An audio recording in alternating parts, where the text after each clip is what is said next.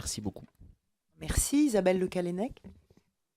Merci Madame la Présidente, merci Madame la Ministre de vos explications. Vous allez sans doute à travers cette loi donner corps à ce qui est dans le contenu de votre mission de l'égalité réelle. C'est vrai que quand vous avez été nommé, on s'est posé quelques questions sur est-ce qu'il y a de l'égalité irréelle ou est-ce que ça veut dire égalité absolument effective, équité. Enfin, on s'est posé toutes ces questions-là, mais c'est vrai que à travers cette loi sur la citoyenneté, on commence à répondre aux questions. Moi, j'ai trois aspects. Sur les conseils citoyens, alors j'entends bien que ça ne correspond qu'à des territoires qui sont concernés par la politique de la ville. Et je vois quand même dans cette approche une espèce de tutelle préfectorale sur les collectivités qui seront amenées en effet à discuter de sujets que les conseils citoyens auront mis en lumière.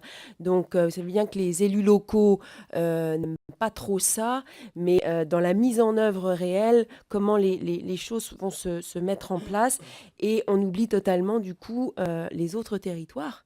Or, il y a des initiatives qui sont prises qui n'ont pas attendu la loi sur d'autres territoires qui ne sont pas concernés par la politique de la ville et qui associent des citoyens, et c'est une bonne chose. Deuxième question sur la langue française, ça a été évoqué par nos collègues Marianne Chapdelaine et puis Monsieur Blin. Moi, je m'interroge aussi sur la lutte contre l'illettrisme.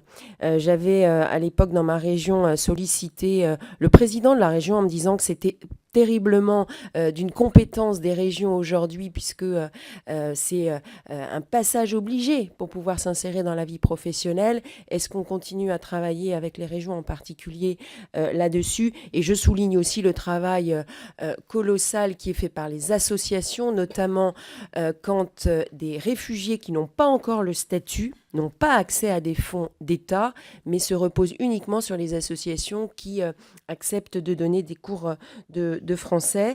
Enfin, sur les jeunes, je profite de la présence de Razi Hamadi. Moi, j'ai été sollicité par un jeune qui est membre du Conseil régional des jeunes en Bretagne, qui est venu me parler des conseils de jeunes. À l'origine, c'est Abir Adam, je crois, qui est conseiller régional en Île-de-France. Il y a eu pas mal de signataires parmi les uns et les autres. Il voulait qu'on généralise ces conseils de jeunes. Il imaginait une proposition de loi.